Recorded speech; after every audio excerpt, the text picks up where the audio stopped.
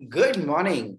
Good morning and welcome to your 5 a.m. cash flow mastery. And my dear friends, the topic for today is let's learn. Let's learn investing from real life experience of the expert. और expert कौन है? Mr. Nilesh Shah, जो कि managing director हैं Kotak Mahindra asset management company limited के, जिन्होंने through out the year इतनी success हासिल की है इस एरिया के अंदर, और ये बहुत बहुत टॉप शॉट एक्सपर्ट हैं इन्वेस्टिंग के। तो मैं स्पेशल एक्नॉलेजमेंट करना चाहूंगा सबसे पहले business coaching India Rahul Jain जी।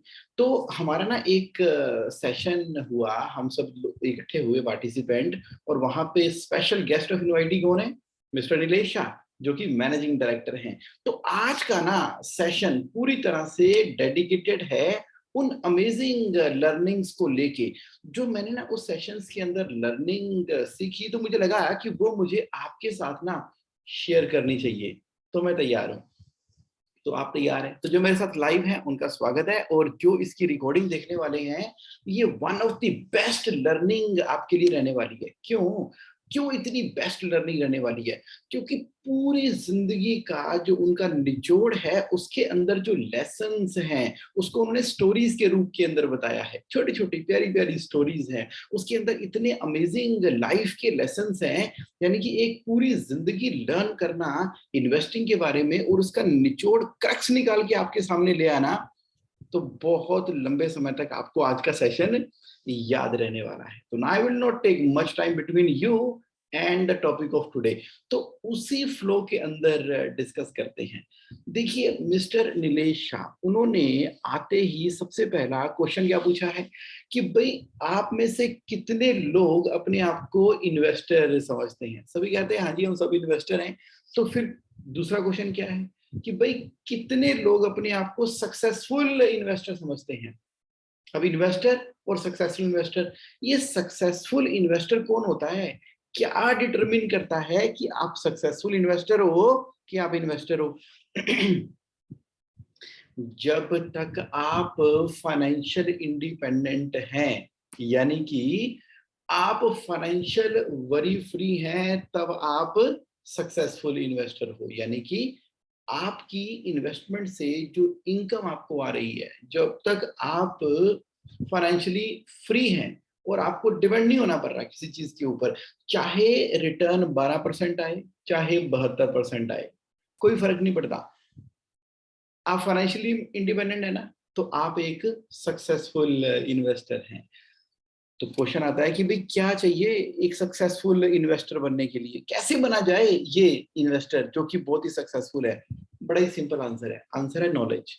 नॉलेज गेन करनी है, और ये on going life time experience है। जैसे आज आप 5 AM cash flow mastery session के अंदर पार्टिसिपेट कर रहे हो, लाइव कर रहे हो, अमेजिंग है। जो रिकॉर्डिंग में करेंगे वो तो पूरा एंजॉय इसलिए करेंगे क्योंकि उनका ये क्वेश्चन आंसर हो रहा है। क्या? नॉलेज।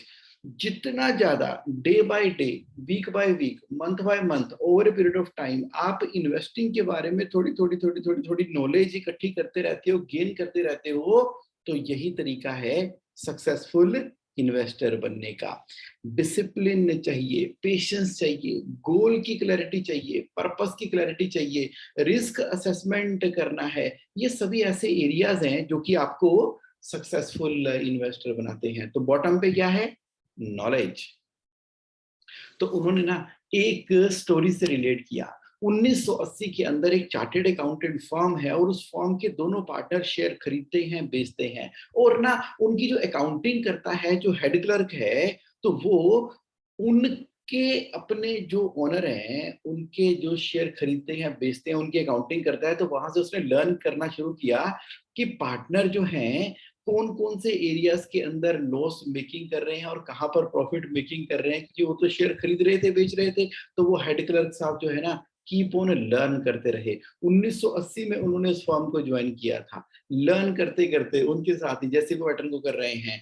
तो क्या हुआ कि जब पार्टनर रिटायर हुए ना, जब 1990 में वो रिटायर हुए, कौन? Head clerk. 1990 में रिटायर हो गए, 10 साल के बाद।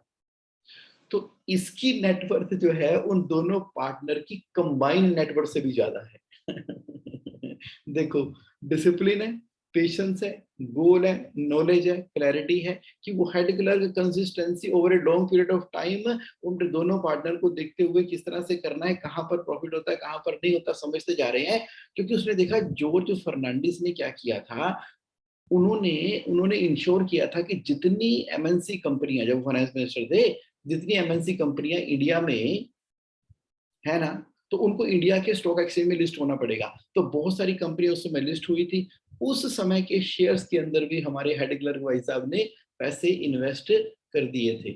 अब देख लो कि नॉलेज डिफरेंस मेक करती है, नॉलेज डिफरेंस मेक करती है, लॉन्ग टर्म डिफरेंस मेक करता है।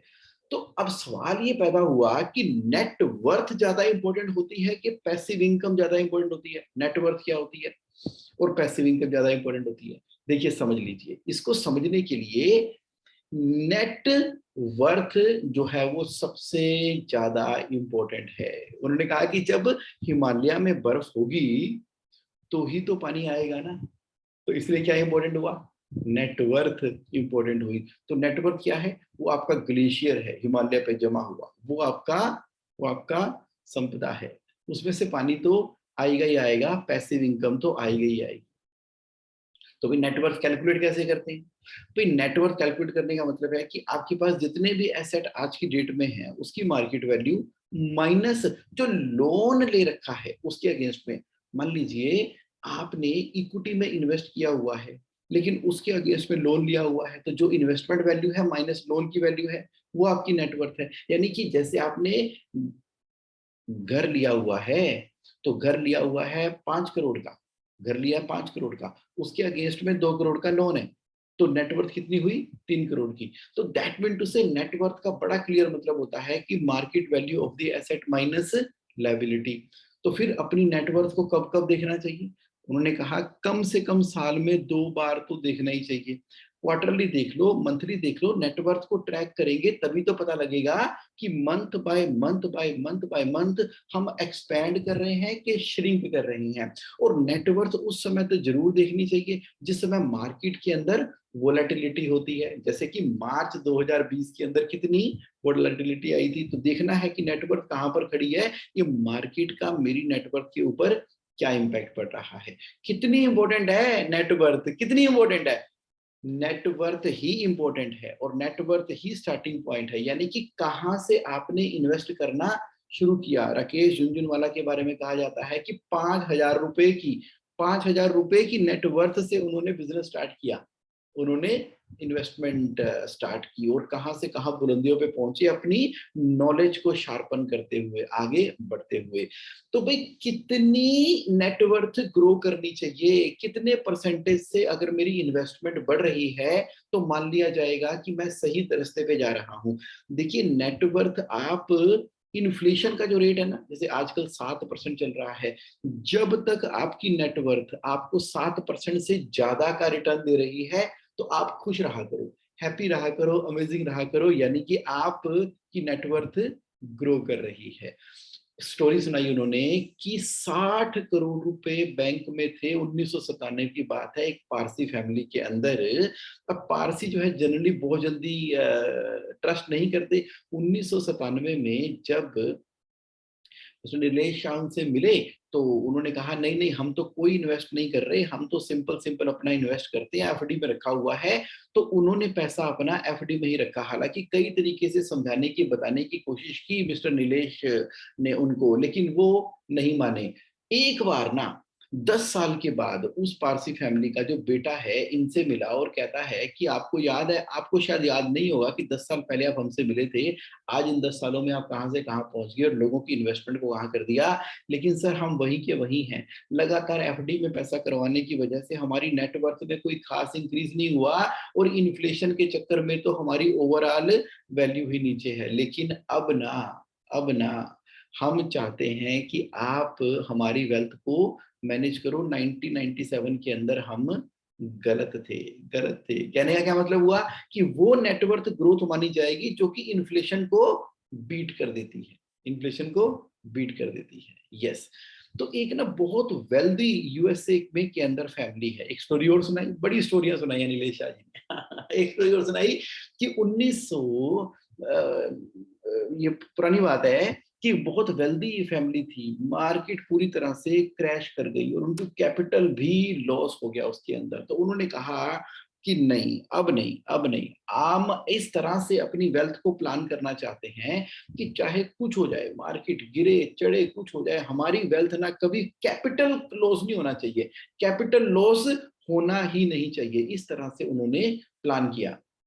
उनकी रिटर्न स्लो आती है, कम आती है, यानी कि इन्फ्लेशन से ज्यादा आती है, रिटर्न स्लो आती है, लेकिन इस तरह से डाइवर्सिफाई उन्होंने कर दिया कि कभी भी उनकी कैपिटल खराब नहीं हो सकती। मतलब अब आज की डेट में ना वो रिचेस्ट फैमिली है, ज्वाइंट टुगेदर रिचेस्ट फैमिली है, तो उनके पैसे ही कभी खत्म नहीं होते, उनकी नेटवर्थ ईयर ऑन ईयर बढ़ती चली जाती है, बढ़ती चली जाती है, क्योंकि उन्होंने सोचा कि हमें रिस्क मैट्रिक्स को कम करना है और कैपिटल को कभी लूज नहीं करना। तो ये भी तो एक प्लानिंग है।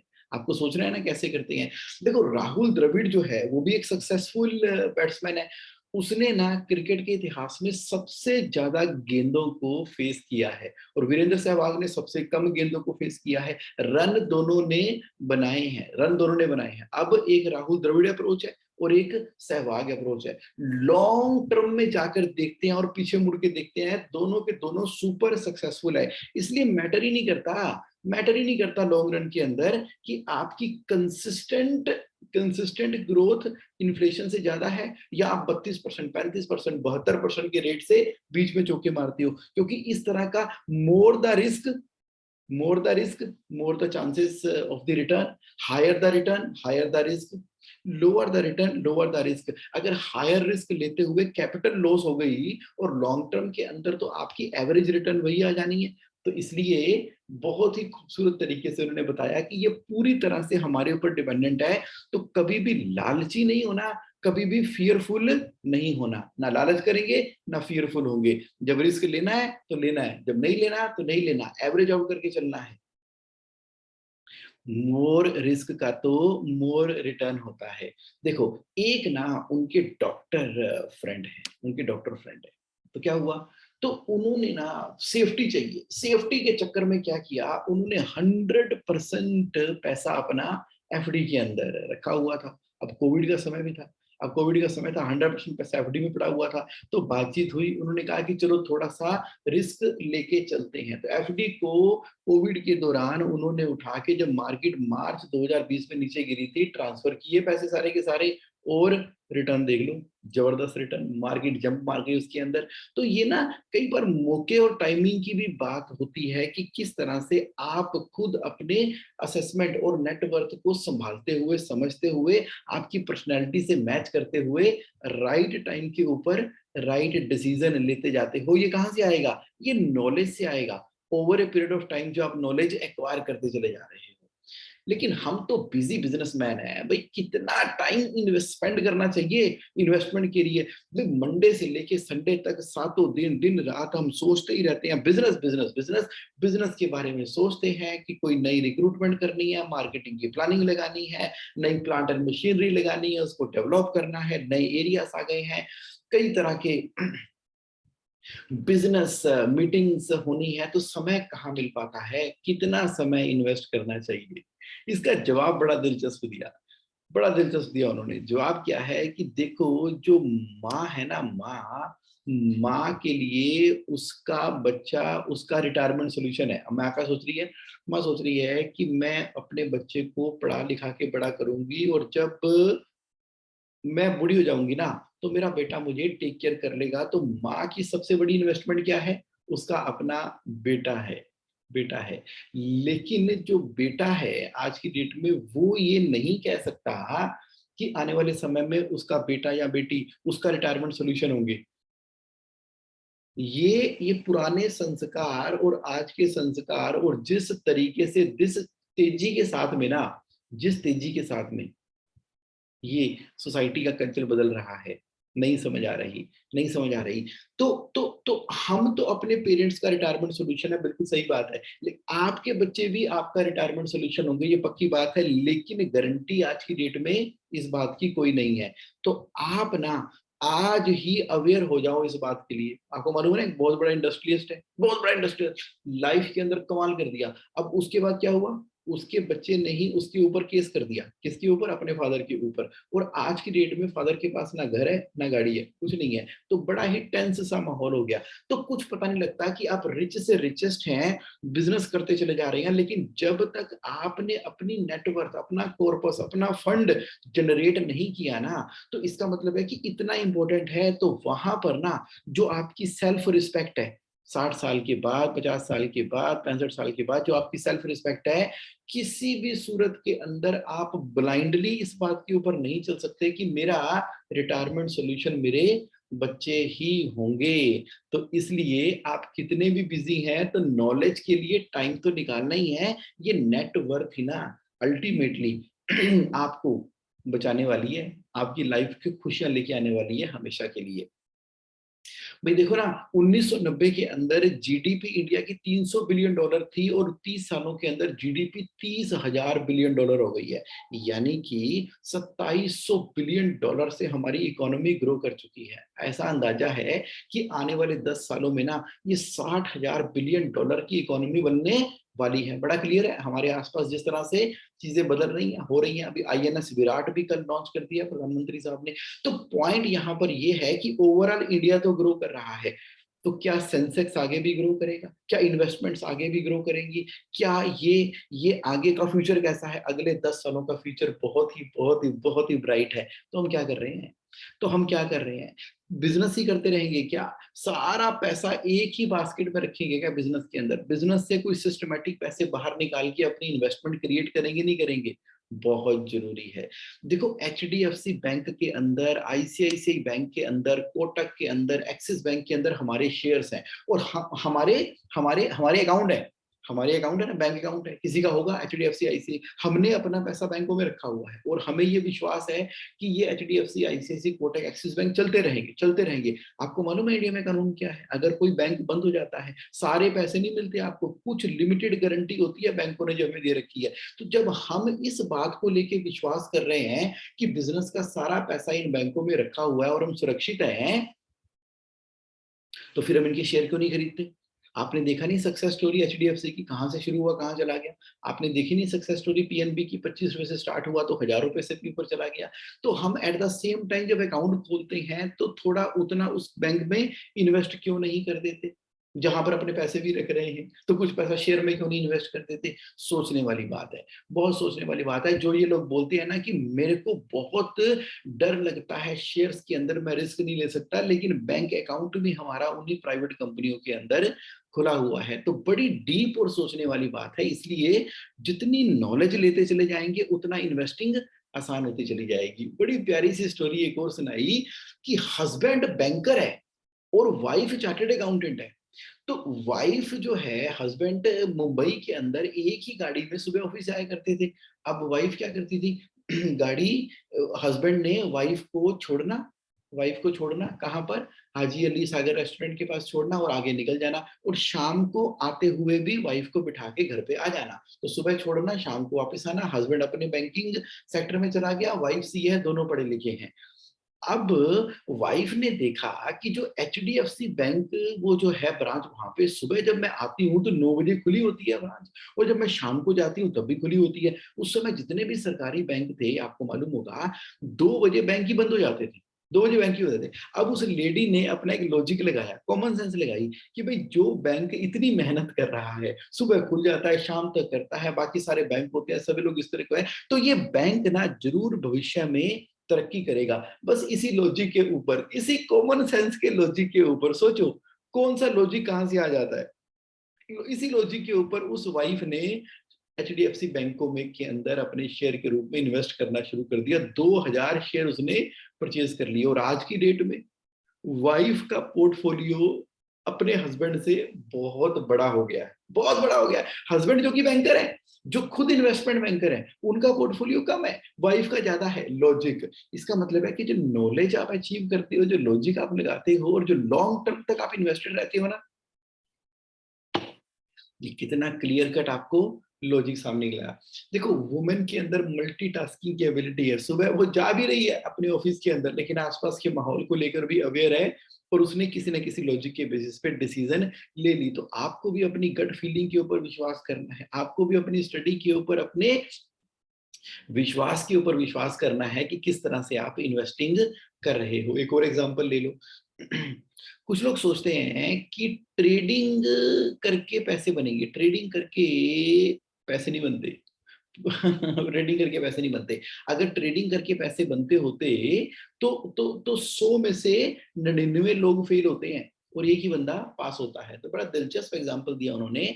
उन्होंने कहा कि देखो जी, अब मैं तो देखो एमडी हूँ कोटक महिंद्रा बैंक का, और मार्केट के अंदर ऐसा माना जाता है कि मैं बहुत ही इन डेप्थ नॉलेज रखता हूँगा। तो कई बार मेरे कजन मुझसे पूछते हैं कि हाँ भाई, क्या रेट चल रहा है, क्या करना चाहिए, किस तरह से करना चाहिए। अब कई बार डिस्कशन हो जाती है, लेकिन मैं डिस्क्लोज नहीं करता। मैं क्या, मुझे क्या मालूम, डिस्क्लोज कर भी कैसे सकता हूँ, अगर मुझे पता होता तो नौकरी कैसे करता। चलो फिर भी, तो अब क्या होता है, बातचीत के दौरान वो जो कभी ना कभी इन्वेस्ट कर लेते हैं, जब मेरे कजन मुझे अवॉइड करना शुरू कर दे, तो इसका मतलब है मार्केट का बॉटम आ गया है। जब वो मुझे थोड़ी वेटेज देना शुरू कर दे, यानी कि मार्केट बढ़ रही है, और जब वो मेरे घर पर ही मुझसे मिलने के लिए आ जाए, तो समझ लीजिए मार्केट एकदम टॉप पर जा चुकी है। और जब मेरे कजन ही मुझे एडवाइस देना शुरू कर दें कि ये खरीद लो, ये बेच लो, इसका मतलब है कि अब मार्केट गिरने वाली है। यानी कि जब मार्केट जो है ना, ऐसा एरिया है जिसको आप प्रेडिक्ट नहीं कर सकते, टाइम नहीं कर सकते, सिर्फ और सिर्फ नॉलेज को इंक्रीज कर सकते हो, और नॉलेज के बेसिस के ऊपर लॉन्ग टर्म में स्टे इन्वेस्टेड रह सकते हो। तो जो लेडीज है ना, वो फाइनेंस बेटर मैनेज करती हैं, ऐसा कहा नीलेश जी ने। क्या, क्यों कहा? क्योंकि उन्होंने कहा पेशेंस है ना। देखो, नेचुरल कैरेक्टर है, पेशेंस है, और लॉन्ग टर्म विजन के साथ में सोचती हैं। और जो जो कहती हैं, और उसको मनी के एरिया के अंदर कंसिस्टेंटली, सीक्रेटली अपनी पॉलिसी और स्ट्रेटेजी को बनाते हुए आगे बढ़ती हैं, आगे बढ़ती हैं, आगे बढ़ती हैं। तो यहाँ पर ना एक बड़ी अच्छी प्यारी सी स्टोरी आपको सुनाई उन्होंने। उन्होंने कहा कि एक बार ना यूरोप गया। एक बार यूरोप गया वाइफ के साथ में, खूब घूम घाम के आए, और वहां पर ना पूरा एंजॉय करने के बाद जब यूरोप से वापस आए, तो वाइफ ने देखा हस्बैंड बहुत ही सैड से बैठे हुए हैं, उदास से बैठे हैं, परेशान से भी। क्या बात है, क्या बात है, क्यों परेशान हो, इतना तो बढ़िया घूम के आए यूरोप से। कहते हैं, अरे क्या बताऊं, हम यूरोप चले गए, पूरा 1 महीना लगा कर आए, वापिस आए हैं। तो हमारे ना कंपनी में एक लॉन्च किया था, वहां पर ना 3,000 रुपए पर स्क्वायर फीट के हिसाब से जो फ्लैट का रेट है ना, 3,000 रुपए पर स्क्वायर फीट हिसाब से रेट है जो, वो 2700 रुपए कर दिया उन्होंने। और 2700 रुपए कर दिया, 300 रुपए पर फ्लैट का डिस्काउंट दिया, और बहुत से मेरे कुलीग ने, दोस्तों ने, जानकारों ने वहां पर इन्वेस्ट कर दिया। अब उनको प्रॉफिट होगा, क्योंकि इसका रेट कम से कम 5,000 जाएगा, कम से कम 5,000 इसका रेट जाने वाला है उस फ्लैट का।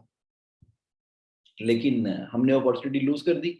अब 300 रुपए पर स्क्वायर फीट का मतलब है कि हमने 3 से लेके 5 लाख रुपए तक का नुकसान कर दिया।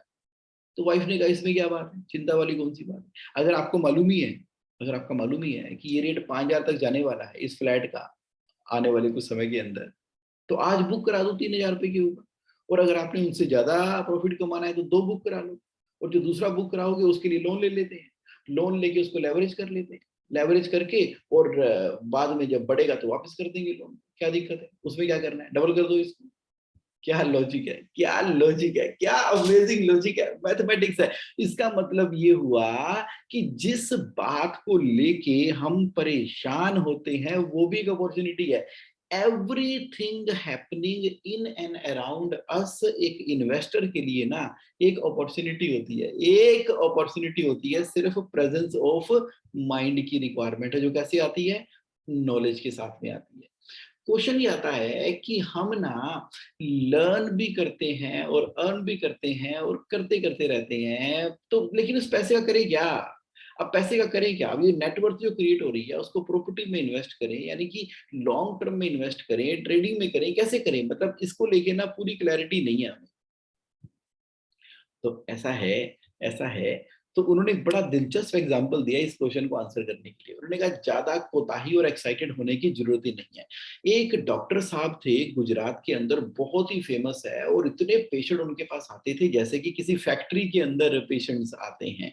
अब क्या हुआ, उनको ट्रेडिंग की आदत लग गई। उन्होंने कहा पैसा आ रहा है, धनाधन आ रहा है, क्या करें। उन्होंने शेयर मार्केट के बारे में सुना, और बस फिर क्या था, आपको पता है शेयर मार्केट सुबह खुल जाती है और दोपहर तक चलती है, और सारा ध्यान उनका पास ही एक टीवी पड़ा रहता था। पेशेंट्स को देख रहे हैं, साथ में टीवी पे ध्यान है, शेयर मार्केट कितनी बड़ी, कितनी कम हुई, कितनी बड़ी, कितनी कम हुई। जब एक पेशेंट से दूसरा पेशेंट आया तो बीच में एक आधा फोन कर दिया और उनको बोल दिया कि खरीद लो, बेच लो, खरीद लो, बेच लो। तो ये बहुत ही बुरी लत लग गई। इसको नशा बोलेंगे, नशा। इससे होता कुछ भी नहीं है। एक दिन ऐसा हुआ कि उन्होंने ग्रीड के अंदर आकर बहुत सारा पैसा, बहुत सारा पैसा, उनको लगा ये तो पक्कम पक्का यहाँ पे डबल ट्रिपल तो कर ही जाएंगे। ट्रेडिंग करते थे, ट्रेडिंग का ना एक नशा हो जाता है। उन्होंने ऑयल के शेयर्स के अंदर इन्वेस्ट कर दिया, लेकिन कुछ राजनीतिक घटनाक्रम ऐसा हुआ विश्व के अंदर कि उनको बड़ा भयंकर लॉस हो गया, क्योंकि ऑयल के प्राइस ऐसे स्लैश कर गए, पूछे कुछ ना। उन्होंने सुसाइड की कोशिश की, सुसाइड की कोशिश की। एक डॉक्टर जो इतना कामयाब है, उनकी फैक्ट्री की तरह पेशेंट आते हैं, लेकिन ये जो नशा हो गया उसके बाद अगर वो डॉक्टर सुसाइड के बारे में सोच सकता है, तो आप तो इस चक्रों में पड़ो ही मत। यानी कि आपके पास पैसा इकट्ठा हो रहा है ना, तो शांति रखो, लॉन्ग टर्म इन्वेस्टेड रहो, और अपने पोर्टफोलियो को मैनेज और मेंटेन करो। 99 लोग फेल होते हैं, सिर्फ एक ही पास होता है। भाई इंडिया के अंदर वो लकी अमेजिंग लोग कौन से हैं जो ट्रेडिंग में कामयाब होते हैं? राधा कृष्ण दमानी साहब जो है ना, उनको बेस्ट ट्रेडर का इनाम दिया जाता है इस इंडस्ट्री के अंदर, क्योंकि वो कहते हैं कि देखो जी ऐसा कुछ नहीं है, मेरा तो लक साथ है, भगवान की किस्मत है, ये लक हमेशा चलेगा नहीं चलेगा कोई बड़ी बात नहीं है। देखो अगर ऐसा ना होता तो मैं अपने बच्चों के लिए भी तो डी मार्टी तैयार कर रहा हूँ, उनको भी तो मेहनत करके बिजनेस करके पैसा कमाने की कोशिश कर रहा हूँ। इसलिए जो सुपर सक्सेसफुल ट्रेडर भी है ना शेयर मार्केट के अंदर, वो भी क्या बोलते हैं, मतलब ही नहीं बनता मतलब ही नहीं बनता। तो लेसन क्या लर्न कर रहे हैं हम? लेसन ये लर्न कर रहे हैं कि इन्वेस्टमेंट ना हमेशा लॉन्ग रन के लिए है, और जो लिक्विड फंड और डेप्ट फंड के अंदर हम पैसा रखते हैं ना, वो पार्किंग का स्लॉट है। यानी कि वो मेन इन्वेस्टमेंट की स्ट्रेटेजी नहीं है। इन्वेस्टमेंट की स्ट्रेटेजी के अंदर वो पार्किंग स्पेस है कि चलो अभी इनको पैसा डेप्ट में रख लेते हैं, लिक्विड में रख लेते हैं, जब अपॉर्चुनिटी आएगी तो उस समय पर स्वाइप इन स्वाइप आउट करेंगे।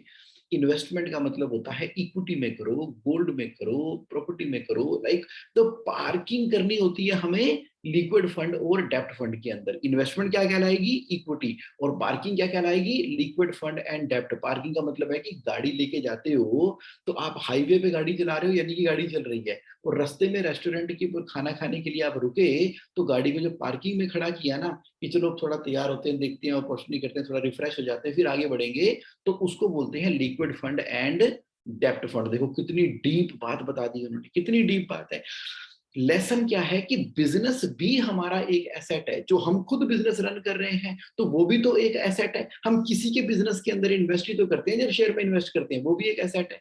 तो बिजनेस को हमने ना एक एसेट की तरह देखना है। देखो गोल्ड भी एक एसेट है। 1980 में गोल्ड का रेट $800 का था, 2020 में $1700 का आ गया। कोई बहुत ज्यादा इंक्रीज नहीं हुआ, बहुत ज्यादा इंक्रीज नहीं हुआ, 3 टाइम हुआ। मार्केट देख लो, 4000 से बढ़ के कहाँ चली गई है, कहाँ चली गई है, 50,000 चली गई है। इसका मतलब है कि हमें किसी एक जगह पे स्टिक नहीं हो सकते।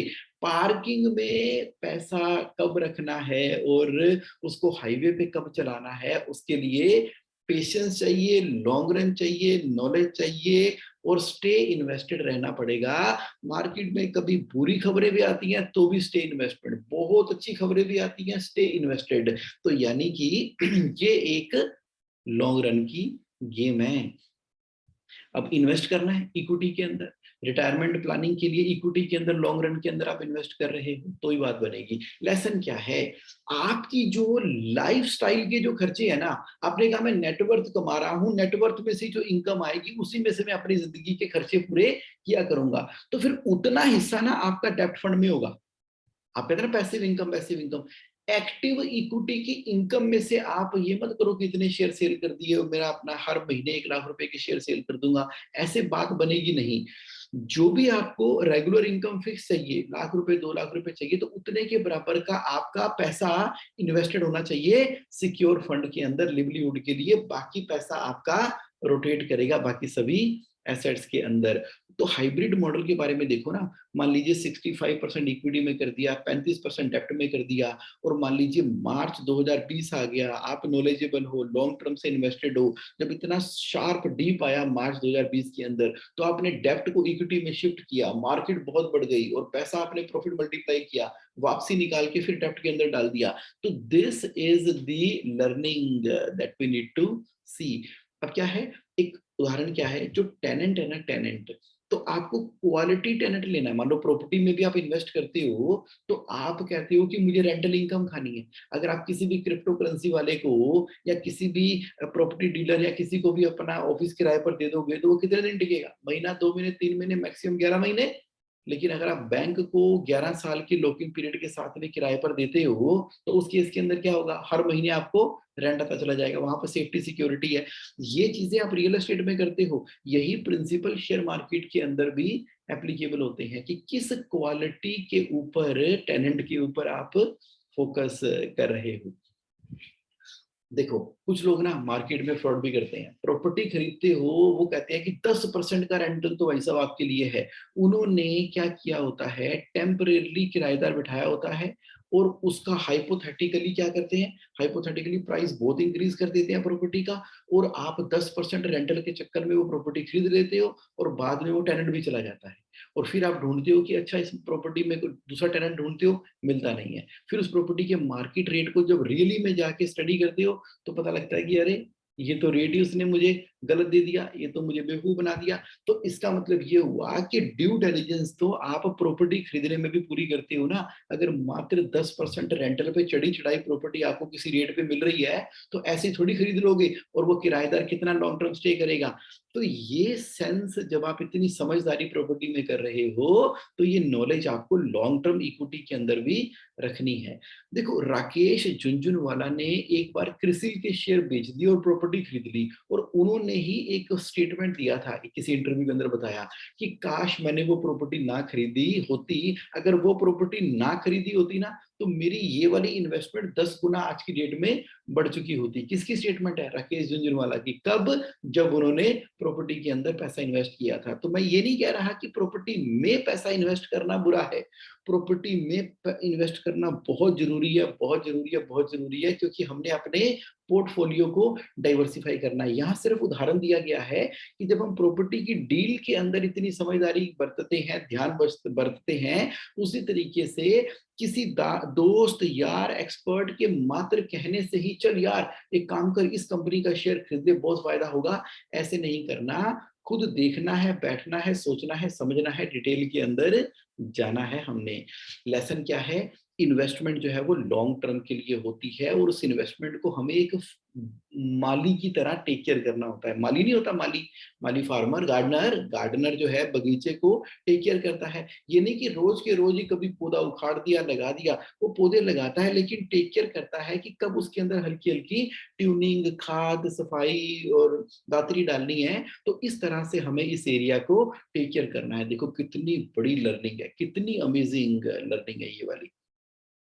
तो लेसन क्या है, हमें ना एक रेगुलर इन्वेस्टर बनना है। रेगुलर इन्वेस्टर की खासियत क्या होती है, वो अपनी इनकम में से पहले सेविंग कर देता है, बाकी बचे हुए पैसों में से खर्चे करता है।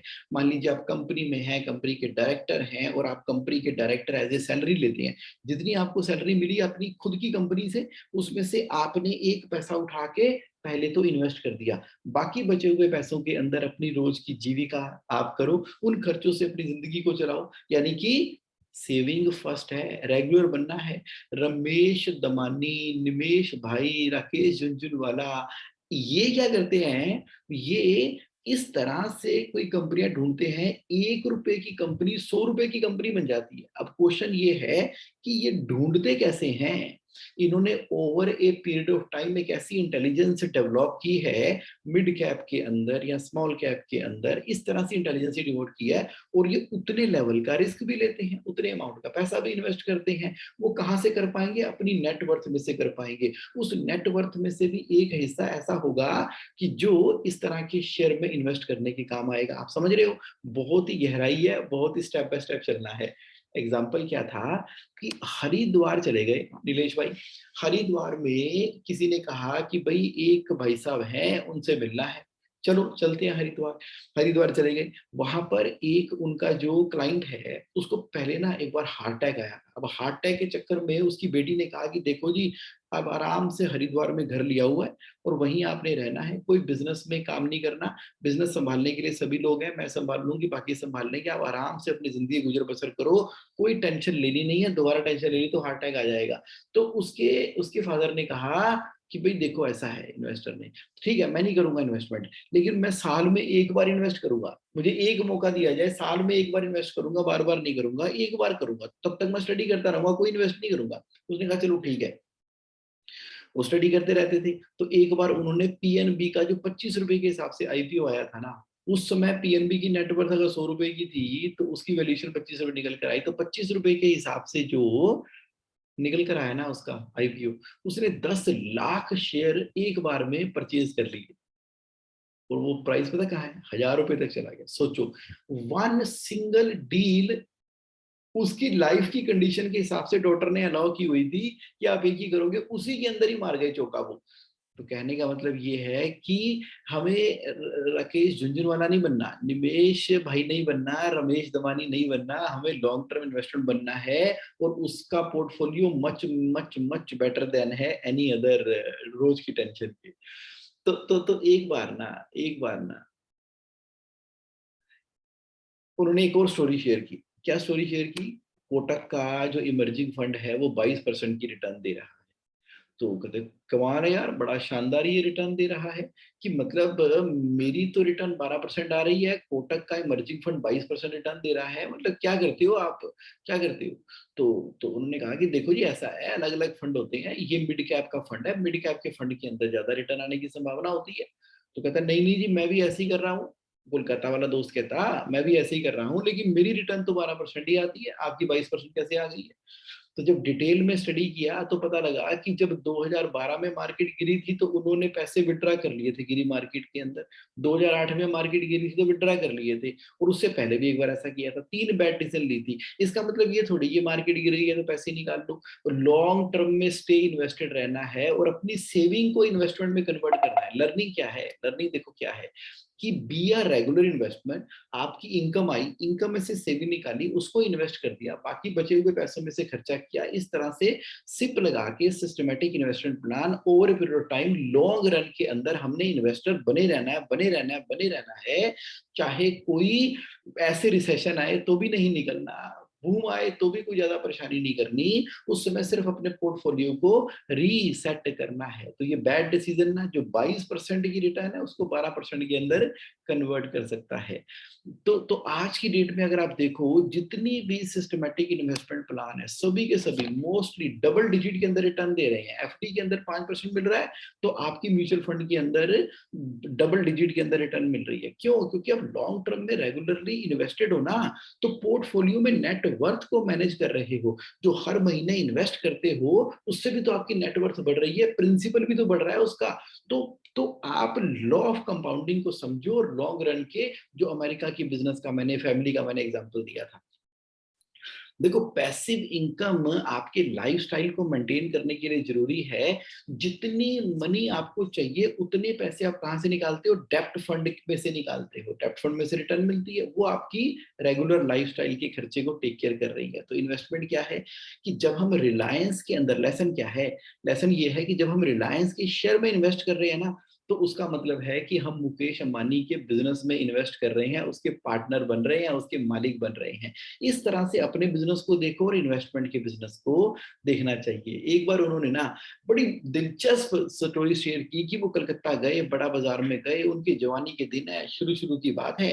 तो वो एक बड़े लाला जी बैठे थे अपनी गद्दी के ऊपर। तो लाला जी कहते हैं कि भाई ठीक है, तुम लोग इन्वेस्टमेंट कराते हो तो बताओ क्या गारंटी है, कितनी रिटर्न दोगे? तो इन्होंने कहा कोई गारंटी नहीं है। कहते क्या बात करते हो, कोई गारंटी नहीं है? फिर क्यों आए, भागो यहाँ से, मेरा टाइम खराब करने के लिए आए हो? मैं तो अगर अपनी खिड़की भी खोल दूंगा ना तो मेरे से 3% पे ब्याज लेने के लिए लोग लाइन लगा के खड़े हैं। पर मंथ 36% की रिटर्न है। आप ये क्या इन्वेस्टमेंट करते हो? कोई गारंटी नहीं है, कुछ भी हो सकता है। आप कहते हो कि मिल भी सकती है, नहीं भी मिल सकती है। तो मैं तो 3-3% की रिटर्न करता हूँ। उस समय कहते हैं कि मैं गुस्से में आ गया, जवान था, यंग था, गलती की मैंने। चलो गलती भी की, लेकिन जवानी का जोश था। मैंने उनके साथ में थोड़ी ऊंची आवाज में बात कर दी। गलती सिर्फ इतनी थी कि ऊंची आवाज में बात नहीं करनी चाहिए थी। उन्होंने कहा ऐसी बात है, आप पिछले 50-60 सालों से बिजनेस के अंदर हो और 36% की रिटर्न कमा रहे हो, तो आज की डेट में तो पूरा कलकत्ता आपका होना चाहिए था। आप तो बिल गेट से भी अमीर होने चाहिए थे। आपके तो रिलायंस के बराबर की इंडस्ट्री खड़ी होनी चाहिए थी। तो 50-60 साल में किया गया, इसका मतलब कुछ तो मिसिंग है। आप ये देख रहे हो कि आपको 3% का रिटर्न मिलता है, ये क्यों नहीं देख रहे, ये क्यों नहीं देख रहे कि प्रिंसिपल भी डूब जाता है? प्रिंसिपल भी डूब जाता है। आपने 3% ब्याज दिया, 2-3-4 महीने 6 महीने 3% की रिटर्न आई, लेकिन जो प्रिंसिपल लेके भाग गया आपका, 100 में से कितने भागते हैं? 10%, 20%, 5%। तो ओवरऑल एवरेज लगा के देखो, नहीं तो फिर आज यहाँ पर क्यों बैठे हो? ये थोड़ी गहमा गहमी वाली बात हुई। तो अंकल समझदार थे, उन्होंने कहा हाँ यार, लड़के की बातों में तो दम है, बातों में दम है। तो मैं लगता है पूरा पर्सपेक्टिव से बात नहीं कर पा रहा। कहते आज भी वो मेरे साथ इन्वेस्ट करते हैं, और जब वो इस दुनिया से गए, अपनी विल में क्या लिखकर गए कि जब भी इन्वेस्ट करोगे तो नीलेश भाई की एडवाइस ले लेना। कितनी दिलचस्प स्टोरी है ये। तो लेसन क्या मिलता है? आज का वर्ल्ड ना पूरा का पूरा अनसर्टेनिटी के साथ में बढ़ा हुआ है। आपको ना डाइवर्सिफाई करना है। अगर आप 42% बिजनेस के अंदर, अपने खुद के बिजनेस के अंदर इन्वेस्ट कर रहे हो ना, तो समय हमेशा एक सा नहीं रहेगा। इधर से बिजनेस बढ़ता चला जा रहा है, यहाँ से लोन बढ़ता चला जा रहा है, बिजनेस बढ़ता चला जा रहा है, लोन बढ़ता चला जा रहा है। ये भी तो मैं बार बार कहता हूं आपको कैश फ्लो मास्टरी के सेशन के अंदर, कि आपका बिजनेस आपको आरओआई दे रहा है 42% की, बिजनेस बढ़ रहा है, लोन बढ़ रहा है, बिजनेस और बढ़ गया, लोन और बढ़ गया। बैंकों की ओडी, सीसी, टर्म लोन, पहला प्लांट, दूसरा प्लांट, तीसरा प्लांट। आज 3 करोड़ का लोन था, कल 10 करोड़ का लोन है, फिर 20 करोड़ का लोन है, 50 करोड़ का लोन है। बिजनेस की टर्नओवर 50 करोड़, 60 करोड़, 90 करोड़, 100 करोड़, 300 करोड़, इस तरह से करते चले जा रहे हैं, खुश हो रहे हैं। ये सब टेम्परेरी है। कोई गवर्नमेंट पॉलिसी चेंज हुई, कोई कंपटीशन ने किल किया, कोई भी एस्पेक्ट ऐसा बिजनेस में निकल कर आ गया जिससे कि बिजनेस अनसर्टेनिटी के दौर के अंदर आ गया, जैसे कोविड के अंदर आया था, तो क्या होगा? खत्म, खत्म रातों रात।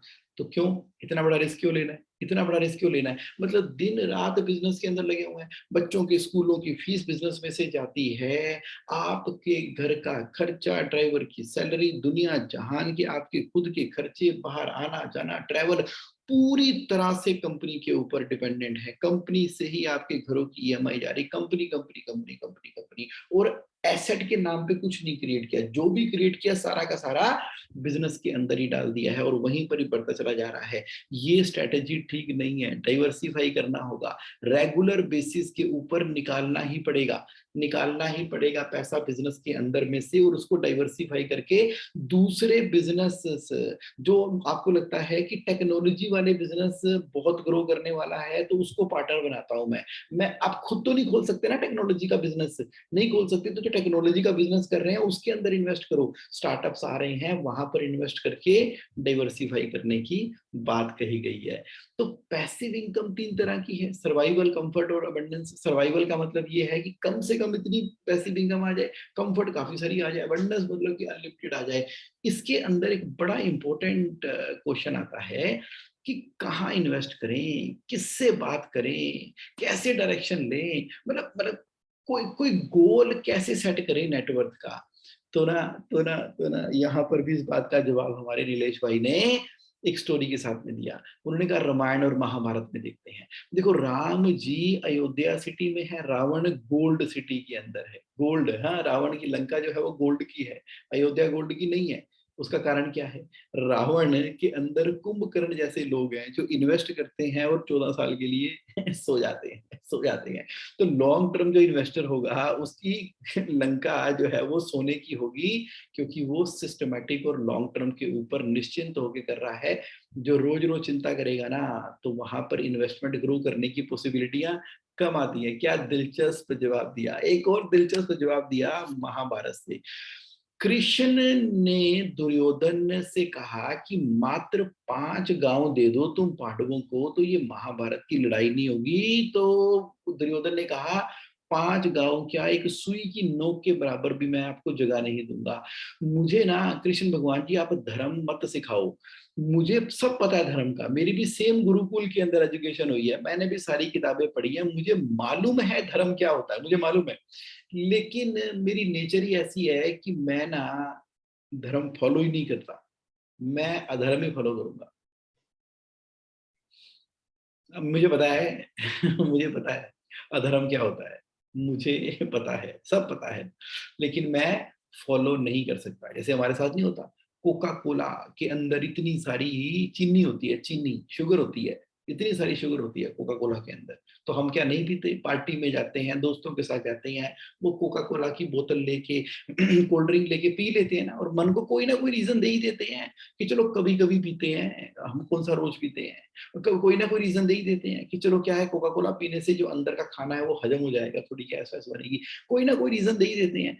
तो वहां पर क्या है कि हर किसी का ना अपना धर्म है, धर्म की जानकारी होने के बावजूद भी हम अधर्म करते हैं। इसलिए क्या इन्वेस्टमेंट करनी है, कब इन्वेस्टमेंट करनी है, क्योंकि हम ह्यूमन बीइंग हैं, तो हमारे अंदर ना बेसिक इंटेलिजेंस तो ऑलरेडी है। क्यों? क्योंकि लॉजिक ना हर इंसान के अंदर है।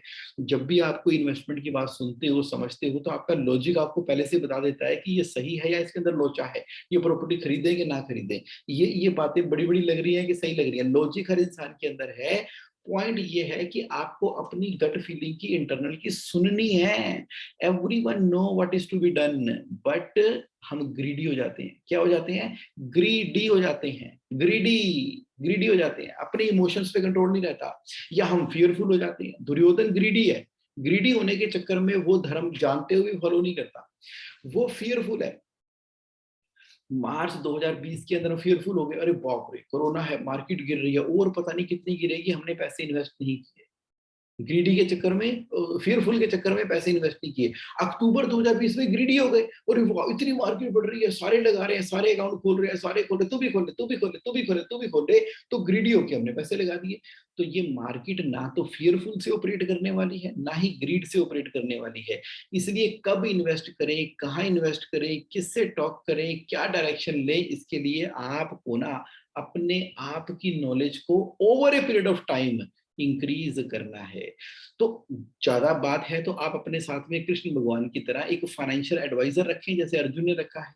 वो आपको डिसिप्लिन सिखाएगा।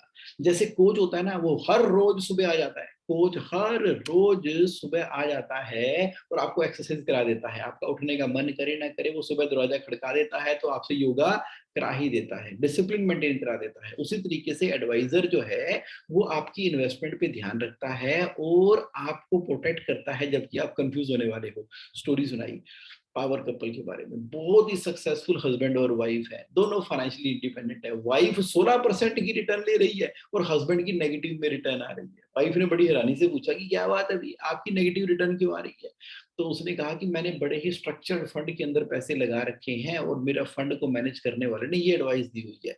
और कभी वो 100%, वाइफ कहती है मेरा तो बड़ा सिंपल है, मैं तो कभी 100% डेप्ट में जाती हूँ, कभी 100% इक्विटी में जाती हूँ, बैलेंसिंग करती रहती हूँ। फाइनली दोनों ने अपने अपने एडवाइजर्स को आपने सामने बिठा दिया, उनकी बातों को सुना और अल्टीमेटली उन्होंने वाइफ वाले एडवाइजर को ही चुना और उसी के ऊपर ही करना शुरू कर दिया। क्यों? क्योंकि ये एक खोज है, ये एक समझ है, आपका आपका मैच होना चाहिए इकोसिस्टम उसके साथ में। अब हस्बैंड और वाइफ दोनों जो है वो 15% की रिटर्न कमा रहे हैं, तो कैसे सिलेक्ट करें कौन होगा हमारा एडवाइजर?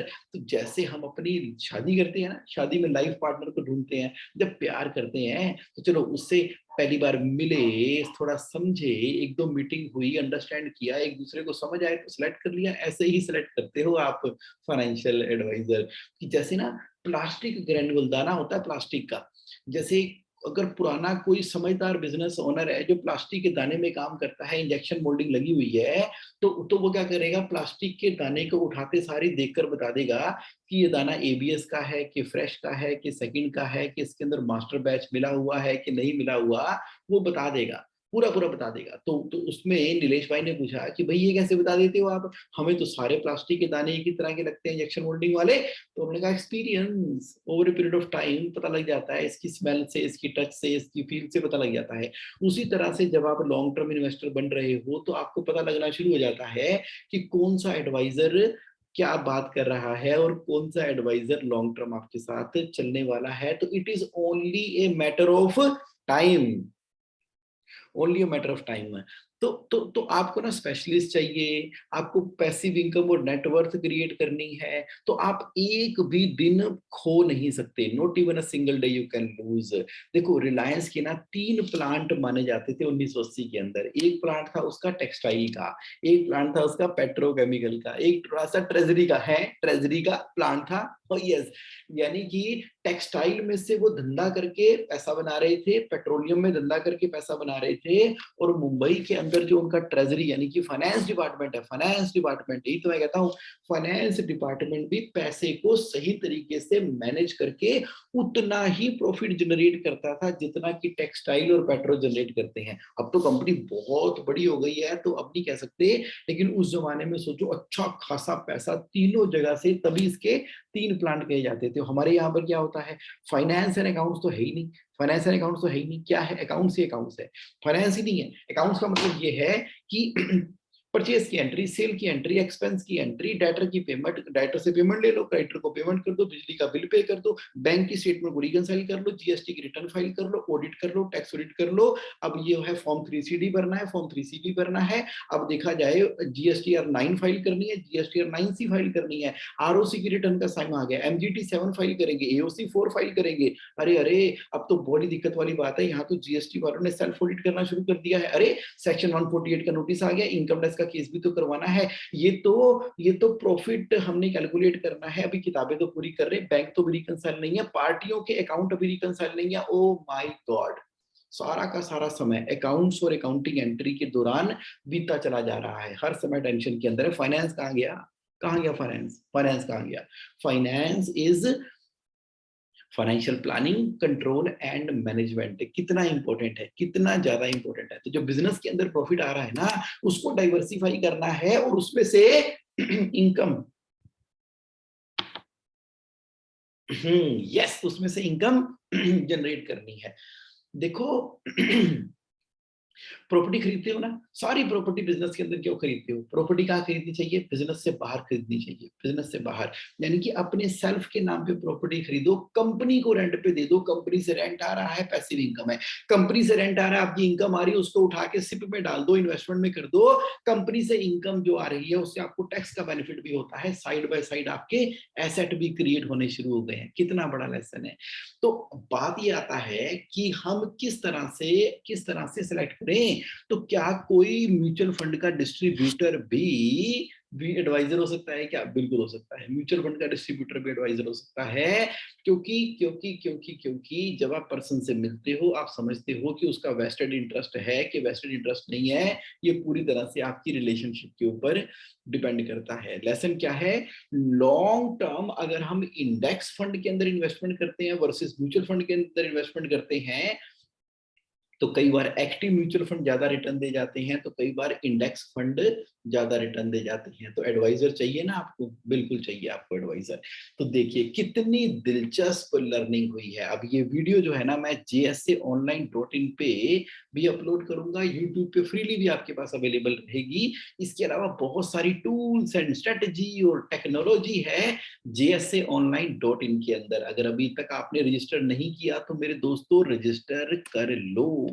तो मैं सवाल अब आपसे पूछता हूं जो मेरे साथ में लाइव है, तो कैसा लगा आज का सेशन इन्वेस्टिंग के बारे में, जो हमने गोल्डन नगेट, उस सुपर एक्सपर्ट जिसने सारी जिंदगी ही इन्वेस्टमेंट के दौरान में बिताई है। तो आज के सेशन में जो लाइव हैं तो क्या ओपन अप हुआ, क्या ओपन अप हुआ, कैसा लगा आपको सेशन? तो आपकी जो भी फीलिंग एक्सप्रेशन आ रहे हैं तो आप चैट बॉक्स के अंदर लिखते चले जाओ।